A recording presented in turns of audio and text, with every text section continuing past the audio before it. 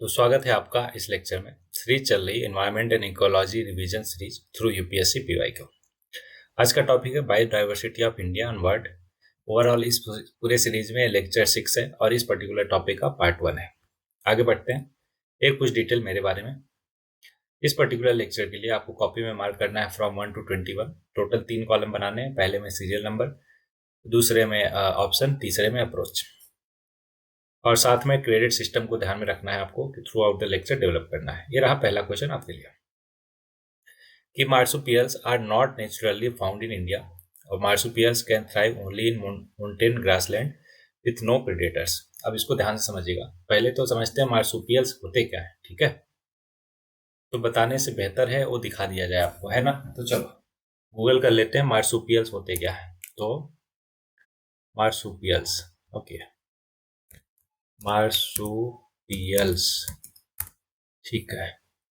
तो सर्च करने पे मार्सुपियल्स ये दिख रहा है आपको सामने। इमेज देखते हैं। मार्सुपियल आर डाइवर्स ग्रुप, है ना, ये होते हैं मार्सुपियल्स, ठीक है। इसके बारे में पढ़ते हैं कि marsupials are a diverse group of mammals belonging to the infraclass Marsupialia primarily found in Australia and America. और हमारा पहला स्टेटमेंट क्या बोला था? पहला स्टेटमेंट बोल रहा है कि marsupial are not naturally found in India. तो बिल्कुल सही हो गया, है ना। पहला स्टेटमेंट सही हो गया। दूसरा, marsupials can thrive only in the mountain grassland with no predator. तो ये गलत है। पहला सही, दूसरा गलत, तो आंसर हो गया सी। अब एक्सप्लेनेशन पढ़ लेते हैं। आप जान ही लिए क्या होते हैं, है ना। लेकिन उसके साथ साथ बाकी फैक्ट्स देखते हैं इसके बारे में कि there are about 270 marsupial mammal left in the world today. केवल कितने? 270 बस। And they can be found in Australia, Papua New Guinea and South America. In India, these marsupials are not found naturally. Kangaroos, wallabies, wombats, opossums, or bandicoot or koalas are the example of marsupials. The pouch or the marsupium, after which marsupials are named, is not present in all marsupial females. For marsupials, the gestation period can be as short as 10.5 दिन। सोचो gestation period कितना हो रहा? 10.5 days। तो इसलिए पहला statement correct हो गया, दूसरा गलत। क्यों? क्योंकि in South America the marsupial live in tropical rain forest. Marsupial can thrive in any part of the forest habitat from the tree to the forest floor where the wombat burrow underground. North America only marsupial is the Virginia opossum. I hope कि सारी चीजें clear हो गई होंगी। Next, consider the following fauna. 3 चीजें हैं। बोला कि how many of the above are generally nocturnal और मोस्ट एक्टिव आफ्टर सनसेट। देखो, नॉक्टरल का मतलब होता है वो प्राणी जो एक्टिव रहते हैं आफ्टर सनसेट, या फिर रातों को जगते हैं, रातों को एक्टिव रहते हैं, दिन में सोते हैं, ऐसा नॉक्टरल, है ना। और डायurnal क्या होता है? जो दिन में जगते हैं। तो लायन टेल मकाऊ एक डायurnal है। डायurnal का मतलब ये दिन में जगता है, ऐसा नहीं कि रात वाला है। तो पहला तो हो नहीं सकता, है ना। और मालाबार सीवेट और सांबर डियर दोनों के दोनों क्या होते हैं? नॉक्टुरनल होते हैं। इसलिए आंसर क्या हो जाएगा? Only 2, option B. आंसर देखते हैं कि lion tail macaque, the lion tail macaque is a diurnal species, not a nocturnal species that spend its time looking for fruits or invertebrates. Conservation status, है ना, इसका क्या है? अगर आईयूसीएन की बात करें तो रेड लिस्ट में इसको एंडेंजर्ड बोला गया है। वाइल्ड लाइफ प्रोटेक्शन एक्ट 1972 में शेड्यूल 1 में रखा गया और साइट के अपेंडिक्स 1 में है। Malabar civet, it is a nocturnal animal which is endemic to the India Western Ghat. कहाँ मिलता है मालाबार सिवेट? जैसा कि नाम है मालाबार, मतलब वेस्टर्न घाट में ही मिलेगा। Civetone extract from the scent gland of Malabar civet is used in perfumes and medicine. Sambar deer की बात करें तो elusive sambar deer are crepuscular or nocturnal animal as they are most active at the dusk and at night. Indian leopard, Bengal tiger और dhole are the predators that prey on them. Okay. Next question. Which of the following organism perform vagal dance for other of their kin to indicate the direction and the distance to a source of their food? तो ये होती है हनी बीज, ऐसा करती है। 2 type की dance ये करती है। कौन कौन सा ये देखता है। There are 2 type of dance perform by bees, है ना, द राउंड डांस और टेल वैगिंग और वेगल डांस। अब For food sources 25 से 100 metre from the hive or closure, the round dance is used. The round dance provide no directional cues, है ना। अगर वो राउंड डांस करती है इसका मतलब कि फूड सोर्स जो है 25 से 100 मीटर है और कोई भी डायरेक्शनल क्यू नहीं देती हो। वहीं पे वेगल डांस की बात करें, takes the place of the round dance as the distance to the food source increases. जैसे ही फूड सोर्स का डिस्टेंस इंक्रीज होता है तो वेगल डांस करती है। The waggle dance tells the direction and amount of energy needed to reach the food source. सोचो, ऐसा सिस्टम रहता है बीज में। The amount of energy spent or distance is represented by the time required to complete one circuit. For a food source which is 200 metre away, a bee might dance 8 से 9 circuit in 15 seconds. 4 से 5 in 15 seconds for source that is 1000 metre away and 3 circuit in 15 seconds for a source that is 2000 metre away. मतलब distance जो है उनके number of circuit है ना और time पे डिपेंड करता है। Okay, next question. Consider the following statement. Some mushroom है मेडिसिनल प्रॉपर्टी। बिल्कुल, अभी हमने किसी पिछले लेक्चर में देखा था, दो टाइप के होते हैं, पॉइजनस भी होते हैं, मेडिसिनल भी होते हैं। Some mushroom have psychoactive property, ये भी ठीक है। Some mushroom have insecticidal properties, ये भी ठीक है। Some mushroom have bioluminescent properties, ये भी ठीक है। तो चारों के चारों ठीक है, दैट्स वाई ऑल फोर हो जाएगा आंसर इसका। अगर हम एक्सप्लेनेशन देखें तो मेडिसिनल मशरूम का नाम देख लेते हैं क्या क्या है।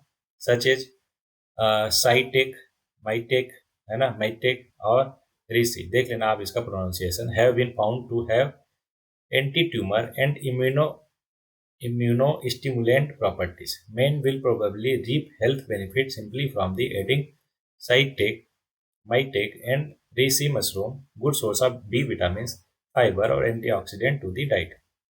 दूसरा विषय है psychoactive property mean a drug और other substance that affect how the brain works and causes change in mood, awareness, thought, feeling और behaviour. Example of psychoactive substance include alcohol, caffeine, nicotine, marijuana and other pain medicine. और psilocybin is a hallucinogenic chemical in certain mushroom known as magic mushroom. इनको क्या बोलते हैं? Magic mushroom. Okay, बाकी दो और part बचे, वो भी देखते हैं, डोंट वरी. पहले ये देख लेते हैं साइलोसाइबिन इज अ ये तो देख लिया हमने, पढ़ लिया, राइट.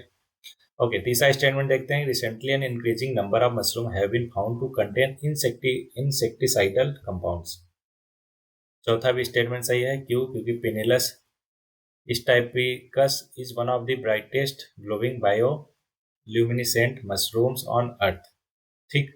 अच्छा, अगर किसी के वर्ड में प्रोनाउंसिएशन में गलती हो जाए तो माफ कीजिएगा, क्योंकि इतने खतरनाक वर्ड है ना, रोज रोज तो यूज होते नहीं, दैट्स वाई हो सकता है गलती हो जाए. जरूरी नहीं है कि एग्जैक्ट सारे के सारे एक ही बार में आ जाए. Okay, but also led to new discovery a bioluminescent और light emitting variety of mushroom.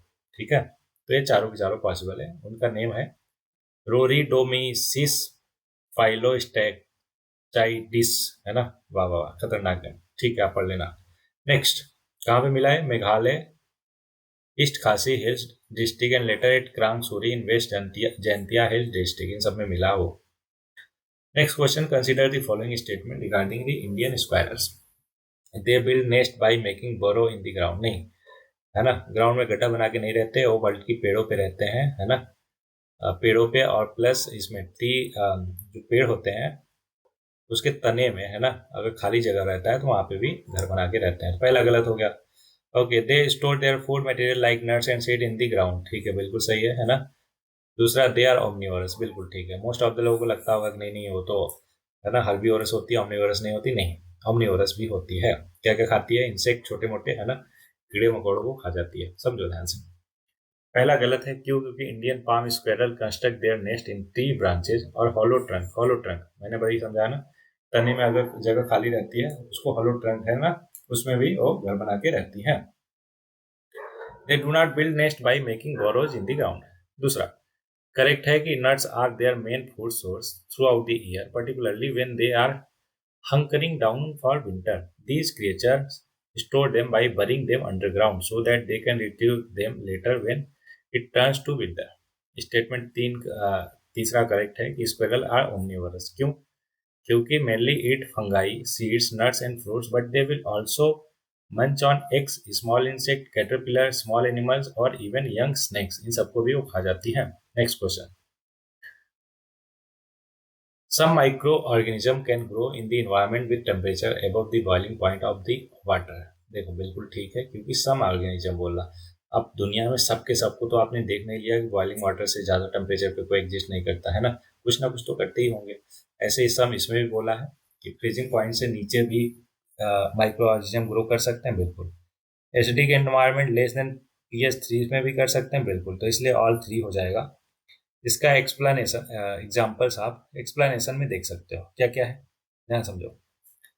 One thermophile Pyrolobus fumarii has been found at temperature of 113 degree Celsius, है ना, which is hotter than the boiling point of water. दूसरा भी correct है कि pyrophiles are organism capable of growth and reproduction in cold temperatures and are often xerophilic and halophilic as well. ठीक, okay. Are often, ये देख लिया हमने। The reported minimum growth of microorganism varying from 10 से -10 degree Celsius, but for practical cases the lower limit of growth for bacterial yeast और moulds can take as -7 degree. तीसरा भी correct है। The extreme acidophiles dwell in environment with a pH less than 3।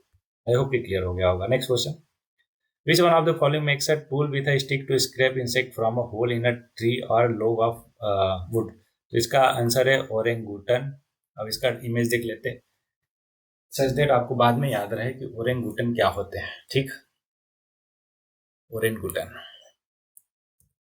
ओरेंगुटन, okay. Orangutan are great apes native to the rain forest of Indonesia and Malaysia. उसका आप image देख सकते हो, ऐसे कुछ दिखते हैं ओरेंगुटन। ठीक है, आपने देखा ही होगा, राइट। ये है ओरेंगुटन, ठीक है।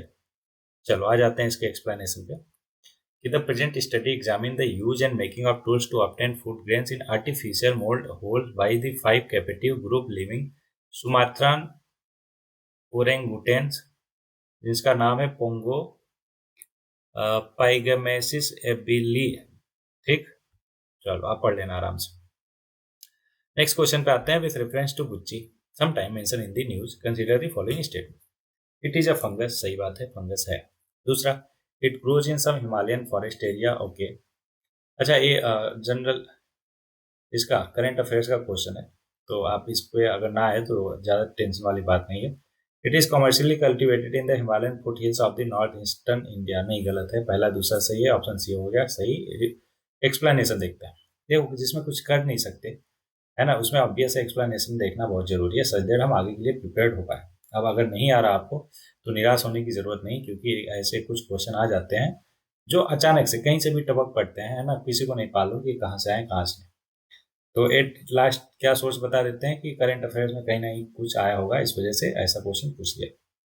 पहला स्टेटमेंट करेक्ट है कि गुच्ची मशरूम एक स्पीसीज है फंगस का in family of Morchellaceae of the Ascomycota. They are pale yellow in colour with large pits and ridges on the surface of the cap raised on a large white stem। दूसरा भी correct है कि foothills of Himalaya इन हिमाचल प्रदेश, उत्तरांचल और Jammu Kashmir.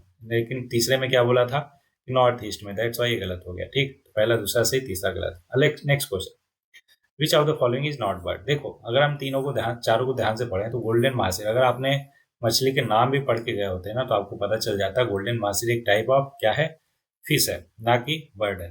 Okay, Indian night jar भी bird है, spoon bill, white ibis भी, ये तीनों के तीनों बर्ड है। बाकी पहला जो है गोल्डन मासिर एक क्या है, मछली है। तो आप देख सकते हो। आगे बढ़ते हैं। ओके, बाकी उनके बारे में थोड़ा डिटेल है, आप पढ़ सकते हो बाकियों के बारे में, है ना। नेक्स्ट क्वेश्चन,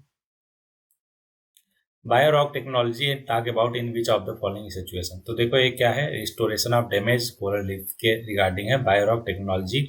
एक्चुअल में करंट अफेयर्स में था, इसलिए पूछा गया। इसके बारे में डिटेल पढ़ते हैं कि zoological survey of India with help from Gujarat forest department is attempting for the first time a process to restore coral reefs using bio-rock या फिर mineral accretion technology। एक bio-rock structure was installed 1 nautical mile of the Mithapur coast in the Gulf of Kutch on January 19। Bio-rock is a name given to the substance formed by the electroaccumulation of the mineral dissolved in seawater on steel structures that are lowered onto the seabed and are connected to the power source, in this case solar panel that float on the surface। The technology works by passing a small amount of electric current through electrode in the water. When a positive charge anode and negative charge cathode are placed on the sea floor with an electric current flowing between them, calcium ions combine with carbonate ions and adhere to the structure. This results in calcium carbonate formation. Coral lava adhere to the calcium carbonate and grow quickly. मतलब calcium carbonate का structure बन जाता है. हमें पता है coral reefs कहाँ पे अपना घर बनाती है, उसी कैल्शियम कार्बोनेट पे. तो कोरल लार्वा जो है उस पे आके जल्दी जल्दी ग्रो कर जाती है. ओके, अगला Miyawaki method is well known for. देखो इसका करेक्ट आंसर है creation of mini forest in urban areas. तो ये स्टार्ट हुआ था 1980s में. कहाँ? जापान में. तो वहाँ से ये पर्टिकुलर मेथड लिया जिसका नाम है मियावाकी. तो ये किसी साइंटिस्ट का नाम है वहाँ पे. तो उन्होंने ये प्रैक्टिस शुरू किया था. तो क्रिएशन ऑफ मिनी फॉरेस्ट देख सकते हो कि बीएमसी ने, Bombay municipal corporation has been using the Miyawaki method to create tiny urban forests in the metropolitan areas of Mumbai. Miyawaki is an afforestation method based on the work of Japanese botanist Akira Miyawaki in 1980s. Next. बाकी process of Miyawaki आप पढ़ सकते हो. ये current affairs का question था तो अभी आने के चांसेस कम है. दैट्स व्हाई मैं एक्सप्लेन नहीं कर रहा. बाकी अगर आप चाहो तो जानकारी के लिए पढ़ सकते हो. Next question. Certain species of which of the following organism are well known as cultivator of fungi. Fungi के लिए है ना वेल नोन कल्टिवेटर है आंट. आंट मतलब चींटी. कैसे समझते हैं? Fungal growing ant are a new world group of less than 200 species. All obligate symbionts with a fungus they use for food. These ants are found across the American continents and the West Indies. These ants are known as fungus grower because they maintain an obligate mutualism. मतलब दोनों को फायदा हो रहा है इसमें. With fungi cultured inside their nest, and which is the only food source for the larva and an important resource for the adult ants as well. Next question. In the nature, which of the following is are most likely to be found surviving on the surface without soil? तो देखो lichen जो होता है algae plus fungi है ना, इसको soil नहीं चाहिए होता है, कहीं पे ग्रो कर जाता है. तो दूसरा तो होगा, दूसरा होगा, दूसरा होगा, पहला और चौथा ऑप्शन गया है ना. तो या तो बी होगा या तो सी. तीसरा देते हैं मॉस. तो लाइकेन और मॉस दोनों के दोनों ऐसे हैं जिनको हमें सॉइल की जरूरत नहीं है, कहीं पे भी है ना उग जाते हैं. तो दूसरा और तीसरा करेक्ट हो जाएगा. मॉस क्या होता है उसको भी हम देख लेते हैं, सच दैट आपको क्लैरिटी हो पूरा का पूरा. मॉस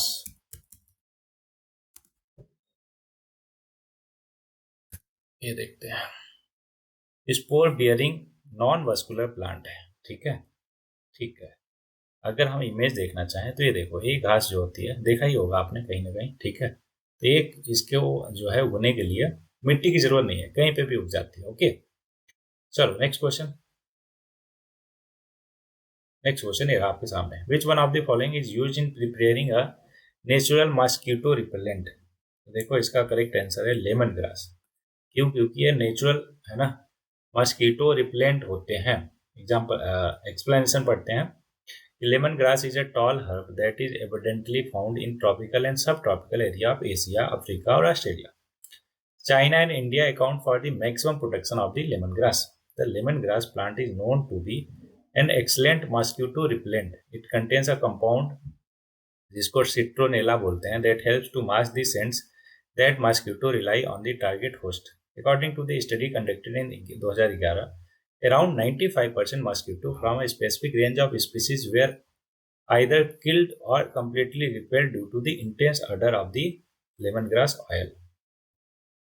ओके, बाकी देख सकते हो. अच्छा, इसमें एक क्वेश्चन नंबर 15 मेरे से मिस हो गया, उसी का एक्सप्लेनेशन है. ठीक है, तो उसमें पूछा था कि कौन कौन से प्राइमरी है ना जो खुद से अपना खाना बनाते हैं. तो उसमें कोपेपोड्स हैं, ये उसका इमेज है. और साइनोबैक्टीरिया भी खुद से बनाते हैं है ना, प्राइमरी प्रोड्यूसर होते हैं. और तीसरा जो है डाई एटम्स भी होते हैं जो फोटोसिंथेसिस करते हैं. और चौथा फोरामिनीफेरा जो है वो नहीं होते, उसका इमेज है. ठीक है, तो ये टोटल 4 थे. क्वेश्चन भी आई होप कि आपको क्लियर हो गया होगा कि विच आर प्राइमरी प्रोड्यूसर जो फोटोसिंथेसिस करते हैं. तो कोपेपॉड्स भी करते हैं, साइनोबैक्टीरिया भी करते हैं है ना. ओके, सॉरी कोपेपॉड्स नहीं करते है ना. ये क्या है? Group of crustacean found in nearly every fresh water and salt water habitat. They are major primary consumer. Primary consumer है क्या? कोपेपॉड्स. लेकिन साइनोबैक्टीरिया करते हैं, ब्लू ग्रीन एल्गी है ये. और वो फोरामिनीफेरा नहीं करते. ठीक, चलो आगे आ जाते हैं नेक्स्ट क्वेश्चन पे। Consider the following animals, hedgehog, marmot और पंगोलियन। बोला to reduce the chances of being captured by the predator which of the above organism rolls up and protect their vulnerable part. देखो pangolin तो बिल्कुल ऐसा करती है, अभी इमेज दिखाऊंगा सब क्लियर हो जाएगा। तो देखो तीसरा तो होगा, तो इसका करेक्ट आंसर है पहला और तीसरा, hedgehog और पेंगोलिन। मरमोट नहीं करता, ये इमेज आप देख सकते हो, ये पहला हो गया hedgehog। तो ऐसा शेप होता है, कांटे कांटे ऐसे डिस्प्ले होते हैं, तो ये क्या करता है पूरा पूरा ऐसे छुपा लेता है अपने आप को प्रोटेक्ट करने के लिए। वहीं पे अगर हम मरमोट की बात करें तो ये हो गया मरमोट, जो कि ऐसा कुछ नहीं करता। लेकिन तीसरा जो हमारा पेंगुलिन था, पेंगुलिन वो उसका ऐसा होता है, ये शेप है, और इस तरीके से अपने आप को प्रोटेक्ट करने के लिए वो बना लेती है। नेक्स्ट क्वेश्चन बोला कि which one of the following is a filter feeder. Filter feeder मतलब ऑलरेडी फिल्टर करके फिर फीड करती है। तो इन चारों में से ऑप्शन सी जो है ओइस्टर जो है फिल्टर फीडर है। बाकी तीनों के तीनों है ना बड़े जंतु प्राणी होते हैं। तो ओइस्टर फिगर जो है वो फिल्टर करके करती है। ऐसा कैसे? Natural filter they capture the particle of size is small is 4 micrometre. 4 micrometre, सोच रहे हो इतना छोटे साइज का भी है ना कैप्चर कर देते हैं on their gills act as a filter which is self cleaning.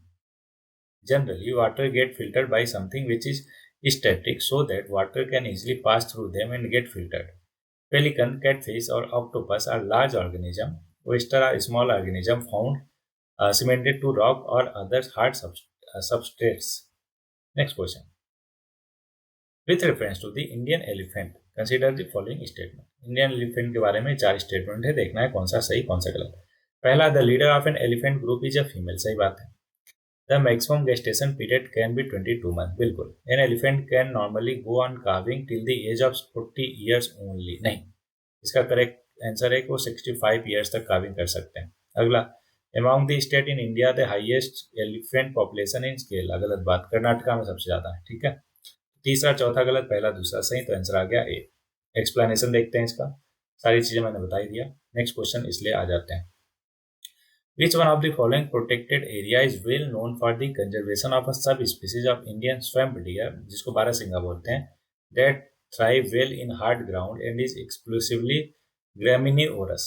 अब अगर बारहसिंगा या फिर इंडियन स्वैम्प डियर की बात करें तो ये मध्य प्रदेश का स्टेट एनिमल है ना।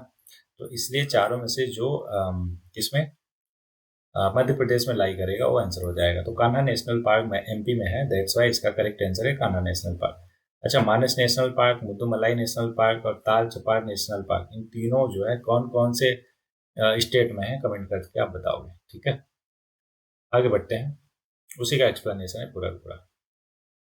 If a particular plant species is placed under schedule 6 of the wild life protection act 1972, इसका मतलब क्या हुआ कि अगर उसको 6 हम शेड्यूल में रखते हैं तो उसको कल्टीवेट करने के लिए एक लाइसेंस जो है रिक्वायर्ड होगा। यही आंसर, इसका आंसर हो जाएगा।